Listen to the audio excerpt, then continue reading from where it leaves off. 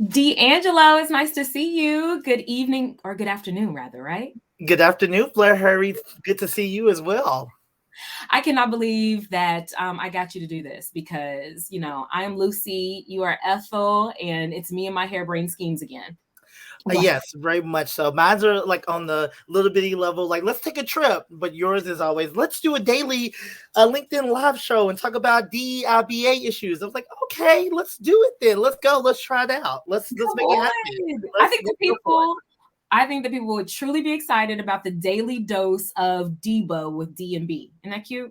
I like the way you did that. I didn't know. Okay, now I see there because there's no Debo without the D and the B, right? D and the B. Hey, what? Okay, somebody, whoever's out there, y'all need to be writing these down. We got the taglines ready for you. We are so excited to see you all. I hope that you all have had an opportunity to grab your salads, grab your lunch, grab your midday beverage, and join us for this great conversation. And it's really not even a conversation, which is beautiful. When it comes to me and Dee, we just talk. As he untactfully just told me, I do all the talking on this thing. So we'll be sharing this space, but to share information with you all. So if you are just joining, hello, every beautiful body out there. We are so glad that you can be here with us today. My name is Blair G. Hervey. I'm the founder and CEO of The Corporate Strategist. And I'm joined by my co-host, my bestie and soul friend of 20 plus years, DeAngelo Crane. You want to tell the people hello? Hey y'all, because that's what I do. Because I'm from Kentucky, so we just do a hey y'all, and that means everyone's included. Okay. Uh, Absolutely. my name is DeAngelo Crane. I am the diversity geek, or on Instagram, your Southern Gen. Whichever day I'm feeling. Some days I'm feeling more diversity geek. Some days I'm the Southern Gen. But they all exist in one person. I've been working in this space. But I actually, we're gonna talk more about this. But I was thinking about this today that I've been working in this space in this capacity for 17 years. But I've been doing this work for much longer than that. So we'll talk about that a Okay. little bit more as we get into today's conversation. But yeah, just really excited that we're on this endeavor, and it's exciting to share with people all the resources and tools and things we learned, and allow them to meet some of the amazing people who are doing this fantastic work that's so vital in corporations and across America and organizations. So I'm just excited that we're taking this journey together. I know, and it's so crazy because we always used to say that we need to have a job together, we need to be working together, and none of the other corporations saw. Well, we actually, I guess, we never applied for a job together, but here we are. We just created our own opportunity, so I'm excited. And you shouted out Louisville. All of our families in Louisville. He was born in Louisville, Kentucky. I was born in Dallas, but I see Louisville in the building. Hello, hello, hello. My favorite and my only brand photographer, Portia Belcher, just said hello. So hello to her and everyone else. But before we get too far into the conversation, let's do a quick check-in, right? Okay, well, Blair, can I talk to you about this segment of the art of the check-in, as I call it? Because one of the things we said we want to do on this platform is make sure we bring useful tools and things that leaders can do to really help their associates, our employees, our team members around this space, right? When we talk about the DEIBA Collective. And so it is the art of the check-in. And where this, I coined it as the art of the check-in, but really where this all started was, if you think about during COVID and all the experience, all the things that were happening with employees during COVID, and then the racial trauma that we all experienced with watching George Floyd be killed on national TV, right? And that video, we really need to talk to leaders about how did they need to show up in the workplace differently than they had before. And if you read any articles in the last 3 to 4 years about the traits that leaders need to have, empathy was one of them. And so we started telling leaders, we want you just to start checking in, and not check in, not those surface level check-ins, but you often ask me this, my mate often asks me this, how are you feeling? And that's a deeper level check-in, right? And it's not so much about what I would say to leaders or anyone doing the art of the check-ins. It's not so much about we want you to act upon what people are telling you. We just want you to create the space where they feel safe to share that, right? And they feel like they can bring their whole self to work, no matter if their whole self is feeling unsafe that day, if their whole self is feeling not well, or if they're dealing with some family issues or any type of issues, that they can share that, and that you're, as a leader or as a colleague, is being empathetic, compassionate, and mindful of that. So now they understand when we say this segment, we're checking in, how you doing? That's what that means, is that we're really checking. And there may be days that we say, I'm not good, but we're allowing us to have this space to say that. So, okay. So now, Blair, let's do it. Let's practice it. Now, Blair, how are you doing today? How are you feeling?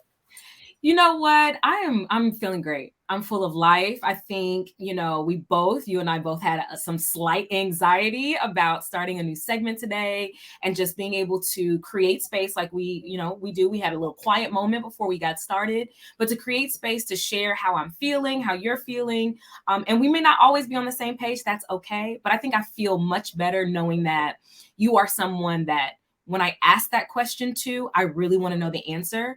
And when you ask me that question, I sincerely want to know the answer as well. And if nothing else, we create space to let those feelings feel, and then we can move forward. So I'm feeling great. I'm feeling much better now. How are you feeling? I'm feeling much better too. I will tell you this. I think always my anxiety when I get up to speak or do a workshop or talk with leaders is that I'm going to say something wrong, right? And I think every leader has that moment, right? Especially when you're talking about these really issues that are impacting people's lives and their feelings, right? So I think it's really about, as we often do, and you gave me, is grace. And so how do we give people grace? But we also provide understanding if there's a definite understanding need, right? If someone does say something that's like, you're like, that probably wasn't the right thing to say, but giving them grace, but also using that as a teachable moment, right? To say, hey, you could have said it differently. So my thing is, I'm always thoughtful of this space that we have the privilege of being in, these roles that we have the privilege and honor of working in, and the importance of making sure that we know our words carry. And so just being thoughtful of that. So I think that's the anxiety I always get before, and it probably never ends. I wonder if like Beyonce gets that little piece of anxiety before she goes on stage, right? She wants to give the best show ever. But anyhow, okay, I'm on my soapbox now, but you get it. No, I totally get it. And I mean, I can't speak for the queen, honey, but I can speak for us other queens out here that do go on stage and do public speaking. There is that moment where, and I hate to use this term, but we hear it all the time, but that moment of imposter syndrome. Am I the person that should be speaking about this? Do I have the credentials? Do I have enough credibility?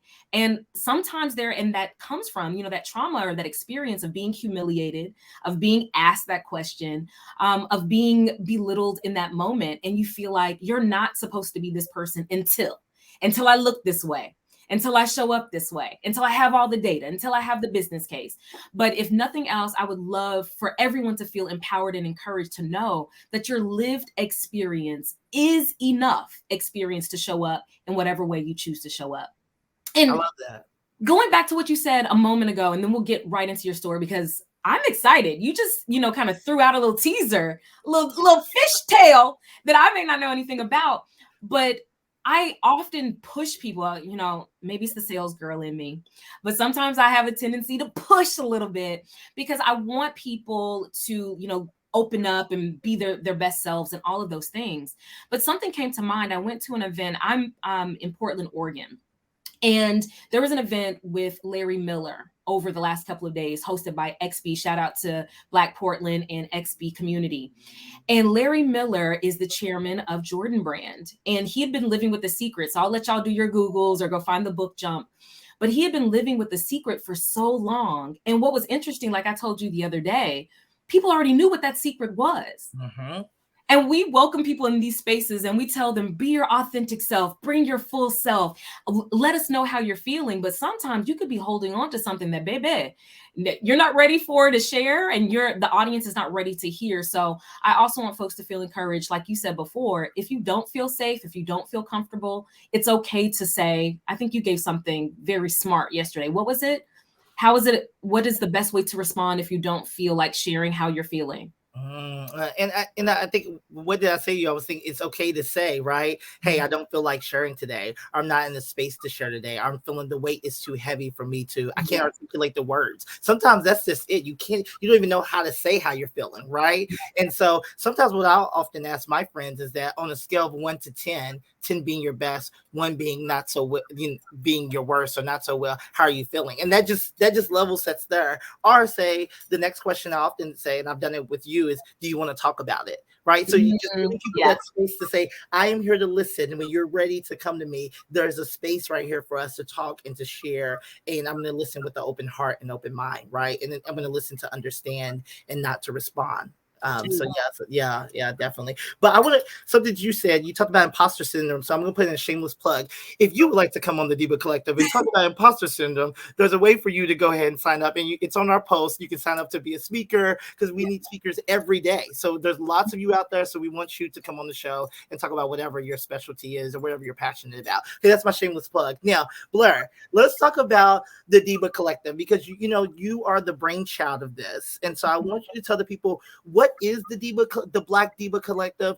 Why did you start it? So what is it, and why did you get into this? That's a great question. So DEIBA, for those who are not familiar, it is DEIB as in belonging A. So that's diversity, equity, inclusion, belonging, and accessibility. So as I was telling you before, I started my business in 2020, primarily out of the response of the killing of George Floyd at the time. And that's because my organization and a lot of organizations that I worked with or worked for or were connected to at the time, they were not sure how to respond. And unfortunately, those that did not know how to respond often leaned on Black folks within their organization, either for confirmation or affirmation on whether or not they should send this statement out, asking how they should get involved. And it was very exhausting. And I was one of those people at the time who was more energized and excited and thought that this was an opportunity to be one of those voices as opposed to being exhausted. I was like, let my friends and family, y'all can rest. I don't mind speaking up on our behalf. But what I also realized was I started this work a long time ago, and I'm sure we'll get into that story. And every time I've gotten into this work, I've worked with other professionals who had a full-time job, other Black professionals who were already in sales. They were already sales leaders. They were already doing something else full-time. And then we always raised our hand to launch an ERG, an employee resource group. We always raised our hand to, help with these statements. We always raised our hand to do this work. And we ended up having this hybrid role. Now, I can only imagine if I'm doing something full-time and I'm also doing something part-time that I'm not getting paid for, that is re-traumatizing, that is triggering, and that is expensive of my time and of my emotional labor, then I'm going to be exhausted. So I thought it would be a great opportunity to bring these Black professionals together that do this work and fuel them. And we'll actually be speaking to one of the other people who's responsible for really fueling this idea along with DeAngelo tomorrow, Derek Valentine. But the whole idea was to create a community of Black professionals who could pour into one another. So we provide each other with coaching on how to show up in these particular spaces. We provide each other with the space to share these experiences and these stories. We can affirm each other, love on each other. And we can also help each other with different resources. How do we optimize our speaking gifts? How do we optimize our training gifts, our learning and development? How in some instances do we decenter whiteness when it comes to learning materials?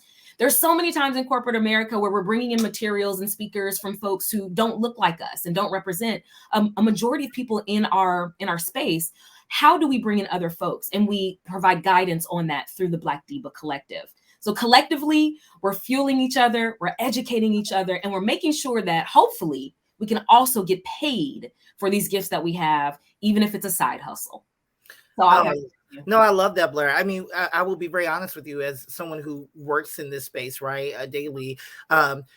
I didn't realize while we were going through George Floyd and COVID, how much I needed to be fueled and refueled, right? I think we were in autopilot. So many of us DEIBA professionals was in autopilot and just doing the work. And we wasn't even being able to process our own emotions about what was happening. So we were experiencing it, and then we were helping other people go through it, right? And feel a safe space to go through these experiences. And we're also teaching leaders how to aid people to help them through these experiences and helping organizations. And I think I shared this story several times. I remember in a session, I literally just started breaking down. I literally started crying at the end of a session. I had to get off camera because the weight of this conversation, after we had done so many listening sessions and so many conversations about what Black people were experiencing, I had never sat down with myself and said, how am I experiencing this? And so I think this is so needed. And we're seeing that there are several different groups that are coming together to start talking about how do we aid DEIBA professionals, because we're getting burnt out. We're Yes. leaving our jobs quicker. And I know we're going to talk, we'll have all these great conversations over the next several weeks or next several months and years about this weight and the burnout that we're experiencing. But so I thank you for thinking of this and pulling this together to really support the work that we're doing, but not from just a work standpoint, from an emotional, mental, and physical standpoint as well. Absolutely. And I know you learned a new abbreviation this week, TLDR. So if that was way too much for you all to Oh my gosh, Jesus. for you all to take in TLDR, for those who are not familiar, what does it mean, DeAngelo? Wait, see, wait. Okay, too long. Didn't read. Didn't read. There we go. Didn't read. There we go. Too long, didn't read. So if that was way too much information for you all to really digest. In short, we help organizations re-energize, recruit, retain, and ready their next wave of Black leaders so that we can get the peace and the pay we deserve. So get excited. The peace and the pay. That's gonna be my I'll put down everything. The peace and the pay. I'm looking for the peace and the pay. Well, I think that's our next line of clothing, our next t-shirt. The peace and the pay. No, I agree. So this environment is definitely for Black professionals, but this environment is also for, non-Black professionals. This is for organizations who are really out there wanting to make a change. So something else that we've noticed since we've been doing this work, we'll just say over the past 3 years, again, it's been much longer. But since 2020, we saw so many organizations and so many folks who did not identify as Black show up in these spaces with heightened emotions, either tears or, being upset naturally, right? Or being so full of excitement, like, oh, we can do this, or what can we do, or what book do I need to read, right? That was usually the next step. Let's join a book club. And then we started going beyond the book club. But I started noticing that some of the organizations that I had been working with in 2020 really hadn't evolved, really hadn't matured as it pertains to diversity, equity, inclusion. And so a lot of the work became pretty performative. So this is also for those organizations who realize, hey, we did some performative stuff over the last couple of years. Maybe the DEI was not in our DNA. And now we need to start looking at ourselves to truly make a change. This is for organizations or folks who also need to become much more culturally sensitive and culturally competent, particularly as it pertains to those in the Black and the African-American diaspora. Right. So I know that in Portland, we love to throw around this particular abbreviation, BIPOC. Do y'all use that in DC? No, I mean, we do, but not in DC, not in the DC streets. But yes, we do use that term in the DEIBA world, but not in the DC streets. No. Well, in Portland, Oregon, it's pretty popular. And okay. BIPOC is Black, Indigenous, People of Color. I've been a part of organizations, shout out to Junior League of Portland, which is partly responsible for elevating my career, I would say, as far as public speaking in this particular area. And we actually started a group in response to the killing of George Floyd as well. It was a special committee, the BIPOC Racial Justice Special Committee. And in that particular committee, we had an opportunity to educate our members, which are predominantly white, about some of the trials and tribulations that Black folks are experiencing, particularly during that time. And when I think about BIPOC, again, the spectrum is so large, even with POC, with people of color. I thought it was really, really important not to exclude anyone, but to really narrow in and center Black folks who do this work, mainly because there are so many times when we are underrepresented and neglected. Either we are neglected or we're neglecting ourselves. So I could talk about the Black DEIBA Collective all day, but ultimately this is for everyone who wants to make a change and who needs to be fueled, particularly if you're doing this work and you identify as Black.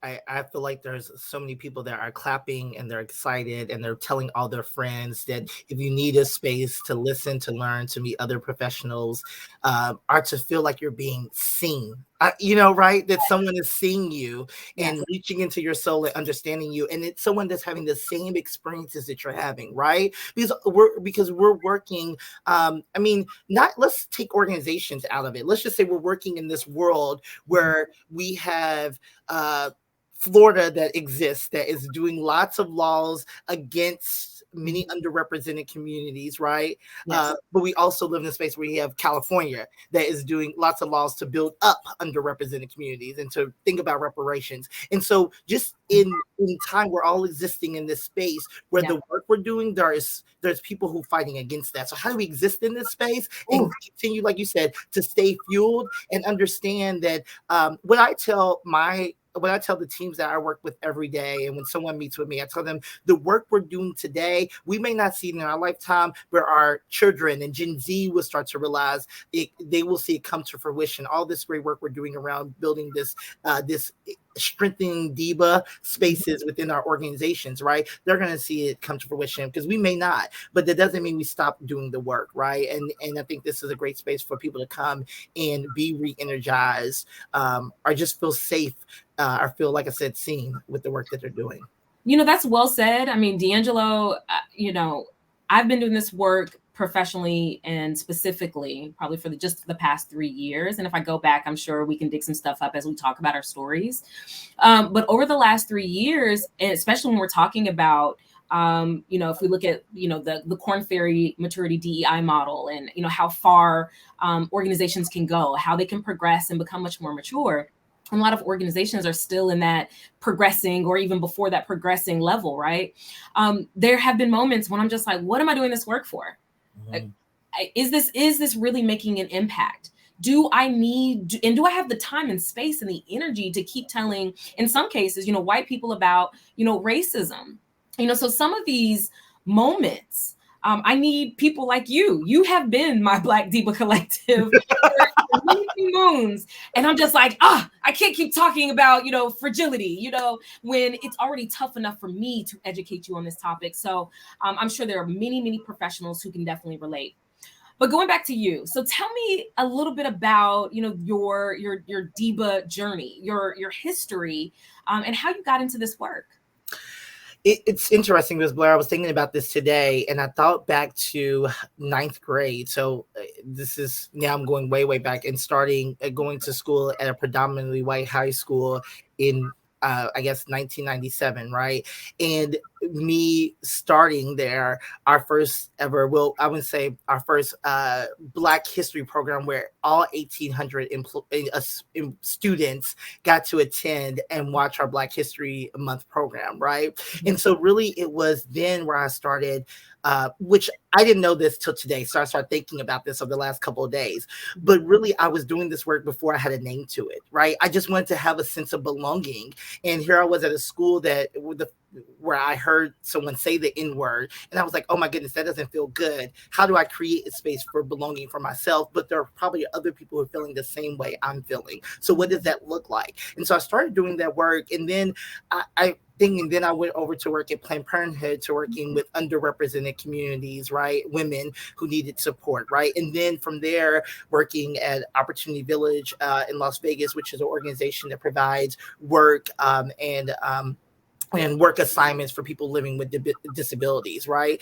And then fast forward to working in this culture space. So I've always really have been very passionate about working with underrepresented communities. And really because when we think about intersectionality, I'm a Black gay man, right? And so how important it was for me to not only, like I said, I was looking for a sense of belonging for myself, but then I said, well, if I'm looking for this, there has to be others who need this same thing that I do. And what does that look like when we start to really think about this differently, right? And it's really evolved. I mean, I think the word belonging, at first we were using employee experience or employee engagement. And those words still exist, are still important. But what we understand is that what I've understood, if we get that sense of belonging, if we can get that right, if we can get that really deeply rooted into the organization, what we see is that employees that have a higher sense of belonging, they're going to have a higher sense of engagement. They're going to be more advocates of the organization, right? Because they feel like the organization cares for them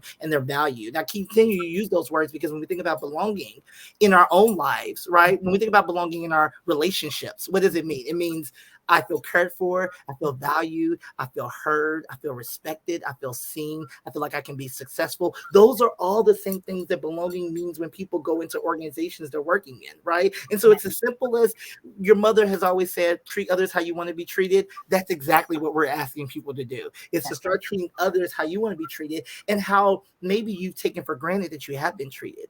Because privilege says I can just show up in spaces and people are going to listen to me.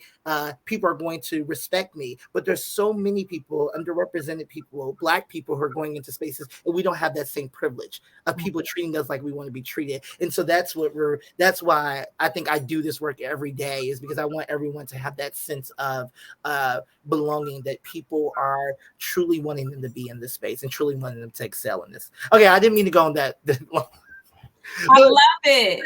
But I think you should, you talk about this with me, but one of the things you've been so passionate about is women and girls in their journey. So, we only got a few more minutes here, but I want you to just give them a tidbit and talk a little bit about that, because I think that has also been a driving point for you coming to this space, for us coming to this day right now, and to having this conversation has been your passion around your mission around how do we empower women and girls particularly. Oh my! I'm saying girls because I'm saying people under the age of 18. So I want people to know that I'm saying that. Girls. No, and you're my best friend, so you definitely know about that experience. I was born in Dallas, Texas, and I moved to Louisville, Kentucky, unexpectedly when my mother passed away when I was 12 years old. And growing up 12 years old in Louisville, Kentucky, and away from the family that I had ever known, I left behind, it felt like anyway, my brother, who was 2 years old at that time. So, and my stepfather was his father, or is his father. So they stayed behind as well. I felt like going into a family that they knew me, of course, that I was my father's child, but I didn't know them. And I think that was the first time that I started experiencing what the importance of belonging. And the importance of making sure you as a young woman has some type of mentorship or some guidance, because I did not have that until this woman elbowed her way into my life. Shout out to Juanita Green. And she held on and did not let go. And because of her, I did have that safety, literally and figuratively. I did have that guidance. And I did have what I needed, up into my teenage years. But when I decided to take, my life back into my hands and was like, you know what, God, I'm going to show you. I'm going to take back everything that you took away from me. I'm going to create my own family. I'm going to get engaged. Y'all, that's a whole nother story. I was like, wait, what? Okay. Listen, I wanted it so badly, went and got the ring myself. Again, you went. Okay, you went there. Okay, we'll talk about that. That's another story, like you said. Yes, but again, lacking guidance, right, and wanting something so badly. I had, I fell in love by the time I was, 17. Had a child or was pregnant by the time I was 18, and was a single mother by the time I was 19, 20 years old. And so again, lacking that guidance and not knowing which way to turn, and how talented I was in styling and things of that nature definitely took me off course. But there was something still in me. Rosetta Hervey was still in me. Blaine Harris, my father, was still in me. And they're both entrepreneurs at heart.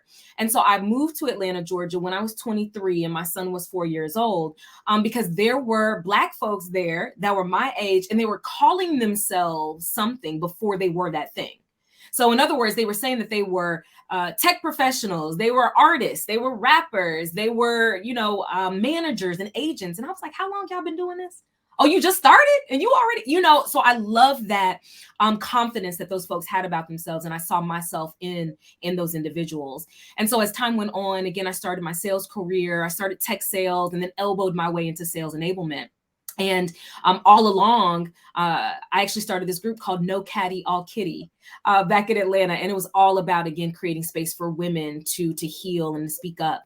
And that carried up with me as I went to Portland. And I joined a group called PDX Women of Color and started a group with my friend Karen Foster, the Visionary Squad. So I'm always thinking about ways to support Black women. And in the work that I do now, I really wanted to focus on creating space for Black women and helping them navigate the complexities of corporate America. But I thought that there was so much more that we could do to either get them out of toxic spaces or help them make a change. So here we are. I love this. Get them out of toxic yes. spaces. Absolutely. All right, so we've got 2 minutes left to do a whole lot of stuff in 2 minutes. Okay, so we're gonna go. Okay, I'm gonna do my shout out for the day. Our shout out is to everyone who's listening right now, who joined us for our first show. Please share, like, tell your friends about this. We will have, you got to go back to the new link for tomorrow. We'll have a link every day for, not a link, but we'll have an invite every day. Please do that. So just shout out to all you for listening, and shout out to the designer of this jacket, No Trap Clothing. I'm gonna try to wear black designers as much as I can. Well, I don't have 200 black designers for the week, but I got enough. I'll sure wear some of them. So No Trap Clothing. Okay, that's my shout out for the day. All right, Blair, to you to close us out. Yeah, so every segment, every episode, we're going to leave you all with something you should take into your next meeting.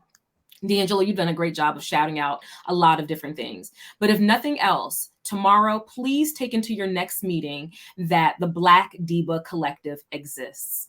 And it doesn't matter what you look like, what your background is, but you all need to take this daily dose every single day, learn from some different experts, listen to a guest speaker, and make a change in your organization. We appreciate each and every one of you all for listening in, for being a part. And yes, peace and pay is brilliant, Dr. Kara, and we're going to focus on that moving forward. We love you all. Have a wonderful afternoon. Bye now.